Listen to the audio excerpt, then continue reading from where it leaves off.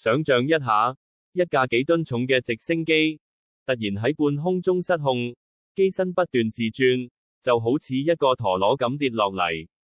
呢個係最恐怖嘅噩夢。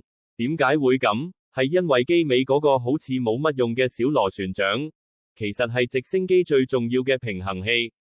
冇咗佢，架機根本飛唔到。當主旋翼高速轉動，提供升力嗰陣，根據牛頓第三定律，機身就會產生一個反方向嘅扭力，想將架機自轉。呢個時候，小螺旋槳就發揮作用啦，佢會產生一個側向推力，抵消主旋翼產生嘅扭力，令到機身可以保持穩定。所以，你見到直升機個尾巴，唔係得個樣㗎。如果